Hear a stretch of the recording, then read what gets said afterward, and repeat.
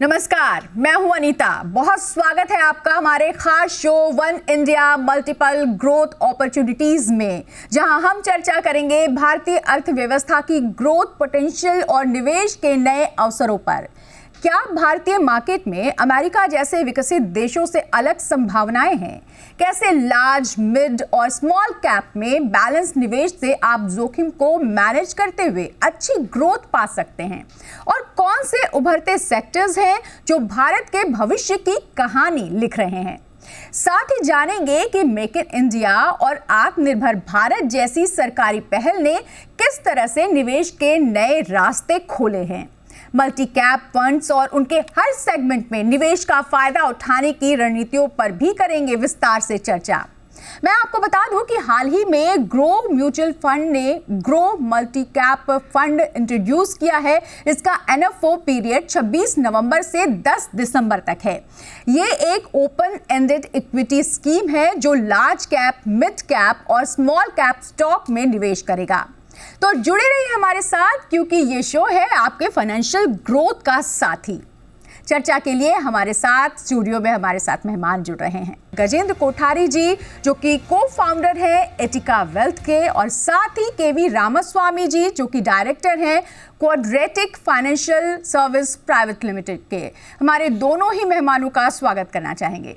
गजेंद्र जी, सबसे पहले आपके पास आना चाहूँगी और भारत की ग्रोथ स्टोरी की बात करते हैं। और दुनिया के नज़रिए से अगर देखना चाहें तो भारतीय अर्थव्यवस्था ग्रोथ पोटेंशियल जो है यहाँ की, इसके बारे में अमेरिका जैसे विकसित देशों से अगर तुलना करें तो मार्केट यहाँ का, हमारे देश का, भारत का कैसे अलग है, और ख़ास करके अलग अलग मार्केट कैप में निवेशकों के लिए यहाँ पर किस तरह के अवसर हैं?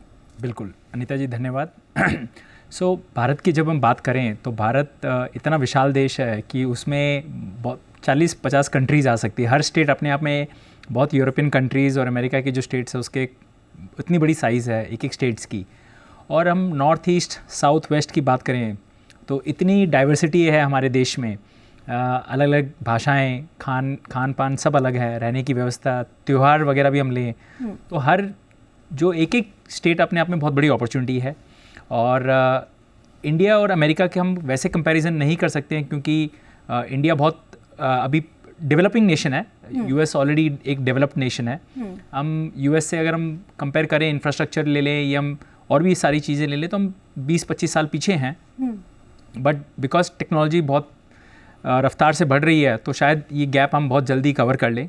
तो अगर मैं आपको निवेश की स्थिति कंपेयर करूँ तो हम जो यूएस 80s में था, 1980s में यूएस जो ग्रोथ देखी है यूएस में पिछले 40 सालों में, तो हम उस स्टेज पे आज हैं। तो हमारा अच्छा समय अभी शुरू हो रहा है।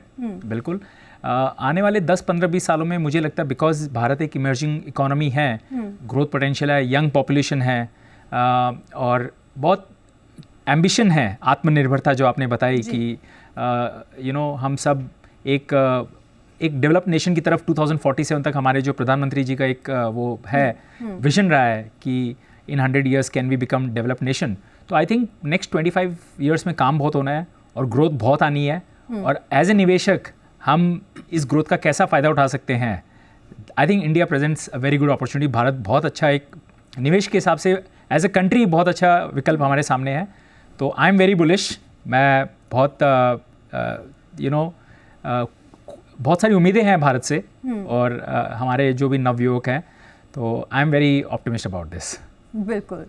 तो क्योंकि ग्रोथ स्टोरी बहुत तेज़ी से बढ़ रही है रामास्वामी जी, यहाँ पे एक बहुत बड़ा सवाल रिस्क फैक्टर को लेकर होता है। और अगर मार्केट स्ट्रक्चर को देखा जाए तो भारतीय retail investors large cap, mid cap या स्मॉल कैप में किस तरह बैलेंस कर सकते हैं, किस तरह से रिस्क मैनेजमेंट को बैलेंस किया जा सकता है?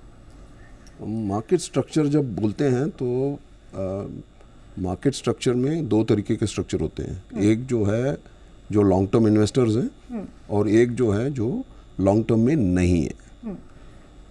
ये दो स्ट्रक्चर्स सारे मार्केट्स में अवेलेबल हैं। ऐसे नहीं है कि यूएस में है और इंडिया में नहीं है, या इंडिया में है और यूएस में नहीं है, ऐसा नहीं है। सब जगह जो थिंकिंग प्रोसेस है वो अलग होती है। लेकिन हमें जैसा गजेंद्र ने बताया, इंडिया तो अगले 25 साल में ग्रोथ ट्रेजेक्टरी में है। तो ये ग्रोथ ट्रेजेक्टरी क्यों आ रहा है, ये थोड़ी 2 मिनट अगर स्पेंड कर लेते हैं तो जो देख रहे हैं उनको समझ में आएगा कि क्यों हो रहा है। यूएस इकोनॉमी जो है वो 21 ट्रिलियन में है, इंडिया जो है वो 4 से कम है। ठीक है। हमारी पर कैपिटा जो है $4,000 से कम है, उनकी 71,000 के आसपास है। और उनका डेट टू जीडीपी जो है वो 200% में है और हमारा कुछ 90% के आसपास है। और हमारा पॉपुलेशन जो है वो 143 करोड़ के आसपास है और उनका जो है 27-28 करोड़ के आसपास है। नाउ ये देखते हैं तो उनके जो 27-28 करोड़ जो लोग हैं यूएस में, उनके ऑलमोस्ट 70% इक्विटी में डायरेक्टली और इनडायरेक्टली इन्वेस्टेड हैं। इंडिया में 143 करोड़ पीपल में सिर्फ 7 या 8 करोड़ लोग इन्वेस्टेड हैं। तो ये जो अंतर है ये बहुत बड़ा अंतर है। तो ये जो डिफरेंस है ये हमें 25 साल में तय करना है। तो ये है जर्नी। तो ये जो जर्नी आप देखते हैं तो स्ट्रक्चर का इतना मायना नहीं रहता है जितना आप टाइम होराइजन का आप दोगे। तो मेरे हिसाब से सबसे जो इम्पोर्टेंट चीज़ जो है वो है कि आप कितने टाइम और कितने होराइजन में आप इन्वेस्ट करते हो और किस गोल के लिए इन्वेस्ट करते हो, ये ज़्यादा मायने रखता है, ज़्यादा इम्पोर्टेंट है। बिल्कुल। गजेंद्र जी, कौन कौन से सेक्टर्स हैं जहां पे आपको इस समय संभावनाएं, पॉसिबिलिटीज़ नज़र आ रही हैं, और मल्टी कैप अगर देखा जाए, स्ट्रेटजीज़ देखा जाए तो कहाँ पे मौके आपको नज़र आ रहे हैं? बिल्कुल। तो जैसे हम अगर मल्टी कैप की बात करें तो यूएस की अगर हम बात करते हैं तो यूएस में S&P 500 जो इंडेक्स होता है वो भी एक हिसाब से मल्टी कैप इंडेक्स हो गया अपने हिसाब से। तो वो सबसे वाइडली ट्रैक्ड इंडेक्स है वर्ल्ड में। तो इंडिया में जो हम आज तक ट्रैक करते हैं वो निफ्टी और सेंसेक्स है, जो लार्ज 50 जो सबसे बड़ी कंपनीज़ है उसकी बात करते हैं। इंडिया में अभी तक वो टाइम आया नहीं है कि निफ्टी 500 की हम बात करें। तो बट मुझे लगता है कि अब जिस रफ्तार से भारत बढ़ रहा है आने वाले 25 सालों में, ऐसा नहीं है कि खाली वो 50 कंपनीज ही ग्रो करेंगी। आज से 15 साल पहले मार्केट्स की डेप्थ बहुत लिमिटेड थी, तो इसीलिए वो 50 कंपनीज ही में सौदा होता था, बाकी लोग जानते नहीं थे कि बाकी कंपनियां क्या हैं। बट आज इतने नए नए सेक्टर्स निकल के आए हैं, जैसे कि हम बात करें डायग्नोस्टिक्स एज ये हो गए, हॉस्पिटल चेन्स हो गए जो 15-20 साल पहले लिस्टेड ही नहीं थे। अभी मैंने हाल ही में देखा कि Haldiram's as a food company जो बिकने जा रही है, उनका वैल्यूएशन हम देखेंगे 50,000 करोड़ 60,000 करोड़ का है। तो ये सब कभी हम पहले सोच भी नहीं सकते थे। तो आने वाले टाइम में मुझे क्या लगता है नेता जी कि 10-12-15 नए सेक्टर्स आ रहे हैं जो उभर रहे हैं। स्टार्टअप्स, स्विगी, जोमेटो जो डिलीवरी चेन्स थी वो सब पहले थी ही नहीं। तो मुझे लगता है बहुत सारी growth mid cap small cap में भी आ रही हैं जो कि निफ्टी 50 में कैप्चर नहीं हो पाती हैं। तो 500 एज ए जो बास्केट होता है Nifty 500 is a right representative. अगर हम large cap, mid cap, small cap में एक इक्वल पोर्शन डालते हैं 25% ईच, तो मुझे लगता है हम भारत की ग्रोथ में बेटर हिस्सेदारी कर पाएंगे rather than just limiting our capital to large 50 stocks, ये कंपनीज। तो of course mid and small cap में उतार चढ़ाव थोड़ी ज़्यादा रहती है, बट लॉन्ग टर्म में अगर हम देखें तो उन्होंने लार्ज कैप को 2-3% से ज़्यादा रिटर्न दिया है। बिकॉज बहुत सारी जो ग्रोथ आ रही है वो लार्ज कैप उनको कैप्चर नहीं कर सकती है। जैसे लार्ज कैप में बैंक्स ही आती हैं, राइट, बट लास्ट 4 साल में हमने देखा कि बैंक्स एज ए सेक्टर ने ग्रो ही नहीं किया है। तो इसीलिए लार्ज कैप स्पेस पूरा बहुत कम स्थिर से ग्रो कर रहा है। On the other hand mid and small cap में काफ़ी ग्रोथ आई है, बट रिटेल निवेशक के लिए खुद से मिड कैप और स्मॉल कैप में जाना बहुत मुश्किल है, बहुत जोखिम भरा काम है। उन्हें पता नहीं है कि उसमें उतार चढ़ाव बहुत ज़्यादा होता है, कितने टाइम तक रहना है।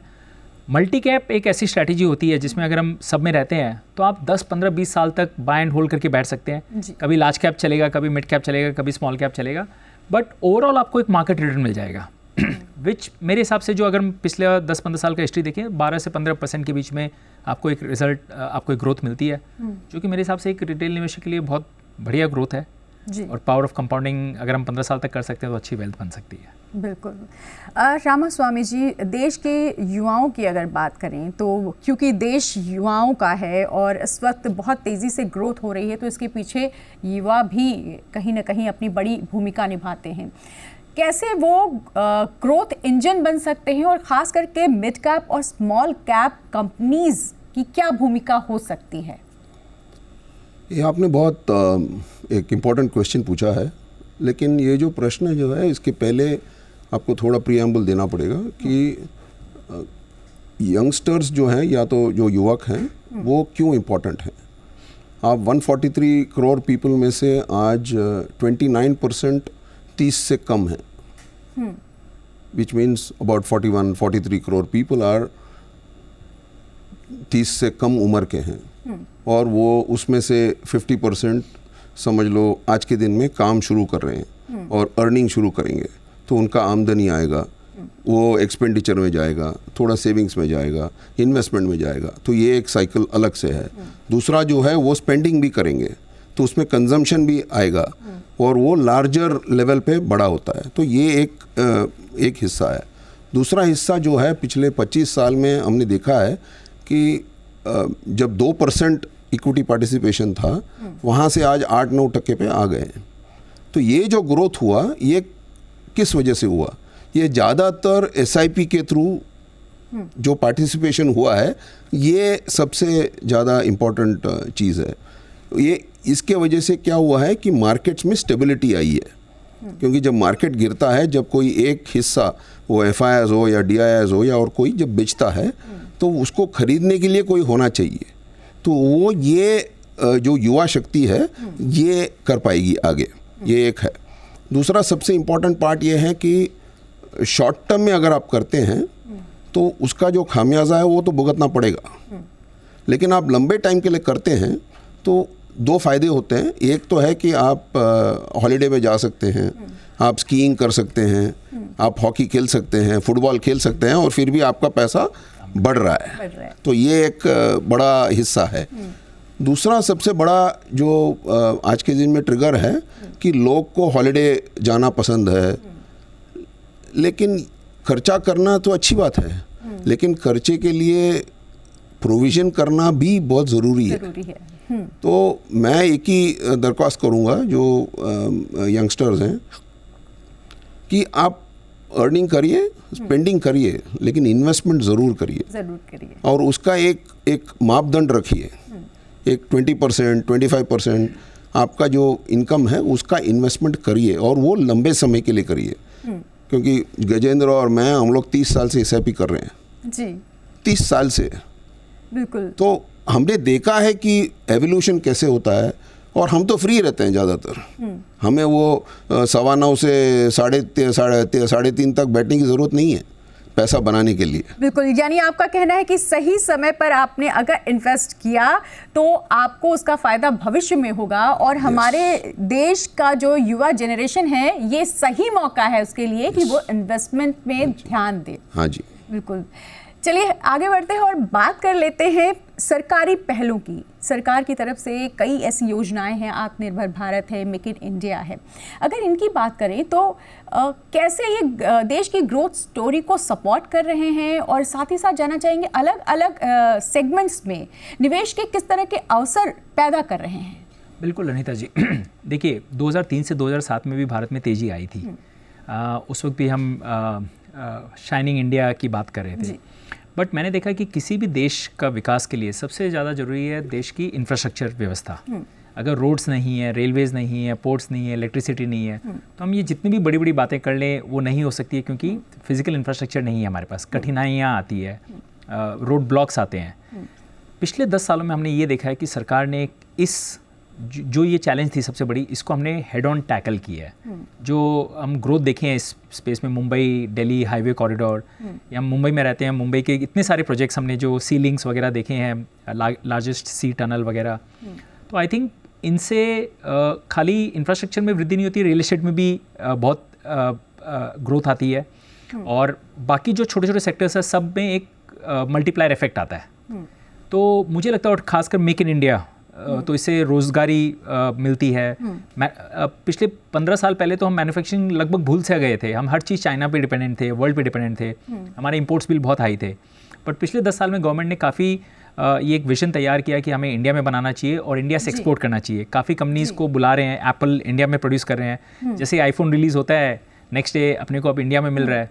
तो मुझे लगता है कि इनसे रोज़गार मिलता है, लोगों को जॉब्स मिलते हैं, एक्सपोर्ट्स कर पाते हैं, इंडिया को वो रूपी डॉलर की प्रॉब्लम नहीं आती है, और डिफेंस डिफेंस इन इंडिया जो है ये भी एक बहुत बड़ा प्रोजेक्ट है। बिल्कुल, ये चर्चा हम जारी रखेंगे। फिलहाल वक्त है एक छोटे से ब्रेक का। ब्रेक के बाद वापस आएंगे, इस चर्चा में जुड़ेंगे और ये जानने की कोशिश करेंगे कि जो रिस्क फैक्टर्स होते हैं उन्हें किस तरह से कवर अप किया जा सकता है। हमारे साथ हमारे अनुभवी मेहमान बने हुए हैं, तो फौरन लौटते हैं, बने रहिए हमारे साथ।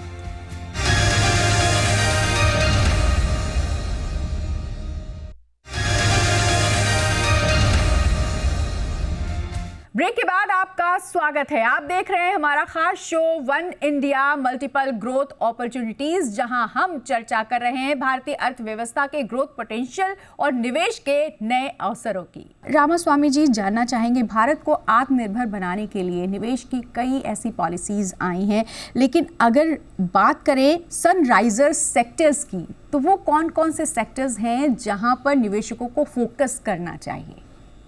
मेरा तजुर्बा ये कहता है, जो 40 साल से मैं मार्केट में हूँ, सेक्टर्स की कोई कमी नहीं है। पहली बात तो ये है।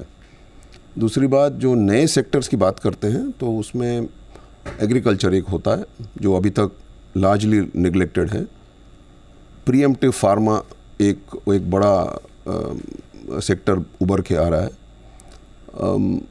एआई का जो रिलेटेड बिजनेसेस है वो अलग ट्रेजेक्टरी में जा रहे हैं, और इनकी सारी दिशा जो है वो इंडियन इकोनॉमी के साथ लिंक्ड है।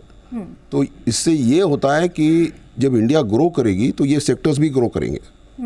तो इससे दूसरा फ़ायदा ये होता है कि ये सेक्टर्स में जनरली आपको 5 से 10 साल की निवेश का जो लक्ष्य है वो रखना चाहिए।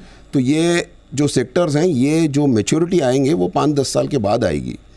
तो अगर आज आपने डाल दिया, इन्वेस्ट कर दिया, निवेश कर दिया, तो आपको 5-10 साल के बाद जो इनका जो रिटर्न्स आएगा वो एक अलग लेवल पे होगा।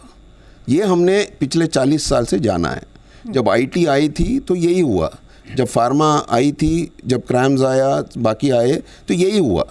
सो हमें ये महसूस हो रहा है कि सेक्टर्स की कोई कमी नहीं है, और नए सेक्टर्स जो आएंगे वो भी एक्सप्लॉइट होंगे।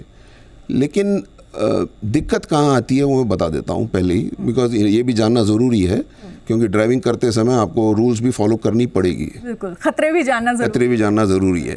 तो खतरा 2 तरीके से आता है। एक जो है वो ग्लोबल इवेंट्स की वजह से आता है, वो जियोपॉलिटिकल हो सकता है, पॉलिटिकल हो सकता है, इकोनॉमिक साइकिल्स की वजह से हो सकता है, वो कई कारण हो सकते हैं। और एक जो है इंटरनल है। इंटरनल में ज़्यादातर जो इश्यूज आएंगे वो इकोनॉमिक ज़्यादा होंगे, और थोड़े बहुत पैरालिसिस की हो सकती है, बट इससे ज़्यादा मुझे नई दिक्कत दिखाई दे रही है। तो अगर ये इंटरनल और एक्सटर्नल अगर जो दिक्कतें हैं, इसको अगर मापदंड में आपने ले लिया, फैक्टर कर लिया, बिल्कुल और कि जी सॉरी, और आपने ये इसके हिसाब से आपने इन्वेस्ट और निवेश कर दिया, तो मुझे कोई दिक्कत नहीं है। जानना चाहेंगे, डायनामिक मार्केट की अगर बात करें, भारत के डायनामिक मार्केट की, तो चैलेंजेस कहाँ कहाँ देखते हैं? और खास करके जैसा कि रामास्वामी सर ने कहा कि एक बहुत बड़ी वजह होती है, खतरा होता है जियोपॉलिटिकल कंडीशन, जो कि इन दिनों बहुत ज़्यादा बिगड़ा हुआ है। इसमें कितना इम्पैक्ट, इसका कितना असर आप देख रहे हैं भारत में? सिंपल है, जियोपॉलिटिकल ये जो भी इम्पैक्ट्स आते हैं मोस्टली शॉर्ट टर्म के लिए होते हैं, क्योंकि ये बिग ब्रेकिंग न्यूज़ के हिसाब से आते हैं, और चूंकि ये अचानक आते हैं तो अनसर्टेनिटी होती है। मार्केट्स को एक बात अच्छी नहीं लगती है, अनसर्टेनिटी। मार्केट्स को उसका रिजल्ट चाहिए होता है। तो अगर हम लॉन्ग टर्म की निवेश की बात करें, 10 साल 15 साल, तो हम इनको इग्नोर करना ही सही है। मार्केट्स ऊपर जाएंगे, नीचे जाएंगे, बट अगर आप SIP करते हैं, लॉन्ग टर्म बने रहते हैं, तो आपका एक अच्छा खासा रिजल्ट एक वेल्थ बन सकती है आपकी इसमें। बिल्कुल, यानी इस तरह का जो बाहरी असर आता है उसे परमानेंट नहीं समझना चाहिए। वो बिल्कुल ब्रेकिंग न्यूज़ की तरह होता है। बहुत बड़ी खबर आई, अचानक से आई और फिर चली गई। तो इसलिए स्थिर बने रहना बहुत ज़्यादा ज़रूरी है अगर निवेश करना है। और सबसे पहले जैसे रामास्वामी सर ने बताया कि प्लानिंग अभी से शुरू करें जब आप युवा हैं, ताकि आपको अपने उस समय में जब आपको सबसे ज़्यादा मदद की ज़रूरत पड़ती है, उस वक्त किसी और के मदद की ज़रूरत ना पड़े। बहुत बहुत शुक्रिया कहेंगे हमारे मेहमानों का। कोठारी जी आपका, रामास्वामी सर आपका भी बहुत बहुत शुक्रिया। आपने इतने डिटेल से हमारे निवेशकों, हमारे दर्शकों को तमाम जानकारी दी। तो स्मार्ट निवेश ही आपको स्थिरता और सफलता की ओर ले जाता है। इसी के साथ हमारे इस खास शो में इतना ही। अगली बार फिर मिलेंगे एक और खास एपिसोड के साथ। तब तक के लिए सुरक्षित निवेश करें और अपने फाइनेंशियल गोल्स की ओर बढ़ते रहें। धन्यवाद। नमस्कार। म्यूचुअल फंड निवेश बाजार जोखिम के अधीन है। योजना संबंधी सभी दस्तावेजों को ध्यान से पढ़ें।